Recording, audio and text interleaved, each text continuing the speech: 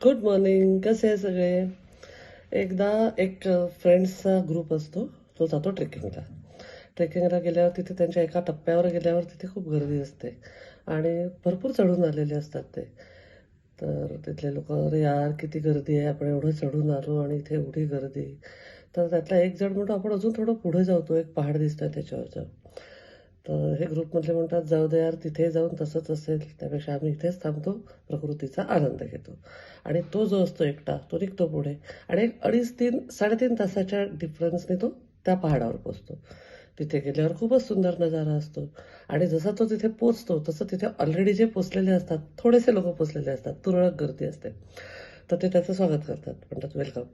हा म्हणतो की फक्त 2.5-3 3.5 तासाच्या अंतरावर जर हा पहाड आहे आणि इथे इतकं छान सुंदर सगळं मनोरम दृश्य आहे, तर मग लोक इथे का नाही येत?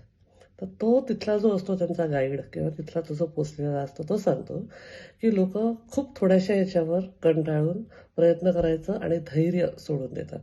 त्याच्यामुळे आयुष्यात थोडे सक्सेसच्या दूर राहतात आणि आहे त्या परिस्थितीत स्वतःला ॲडजस्ट करून तिथेच कोसत, तिथेच निगेटिव्ह बोलत राहतात. आमचं तर असंच आहे, आमच्यासोबत असंच होतं. आणि जे थोडे एफर्ट घेतात, थोडी रिस्क घेतात, थोडा पेशन्स ठेवतात, ते तिथे पोचतात. आणि हे जे इथे असतात लोक, हे तिथल्या लोकांना लकी किंवा असं काहीतरी समजतात की जे स्वतः ते एफर्ट घेतलेले नसतात. पण थोड्या एफर्टमुळे जर आपल्याला इतकं चांगलं आयुष्य आणि इतकं सक्सेस मिळणार असेल, तर गो फॉर इट. खूप आपण दुसऱ्यांना लकी म्हणण्यापेक्षा आपणही जर का मेहनत केली, तर सक्सेस म्हणजे फक्त माउंटनवर पोहोचणं नाही आहे. आज आपल्याला फक्त मॉनिटरी गेन किंवा आता इथून आपण ज्या एजवर आहोत तिथे आपल्याला मेंटल पीस किंवा पीस ऑफ माइंड किंवा पीसफुल माइंड याच्यावर आपण आता इथून काम करणार आहे. आपला सगळ्यांचा पैसा कमवून, घरं बांधून, गाड्या घेऊन झालेलं आहे. इथून पुढचं आयुष्य आपण आपल्याला कसं कुठल्या लाईनवर आपल्याला चालायचं आहे, हे आता ठरवायचं आहे.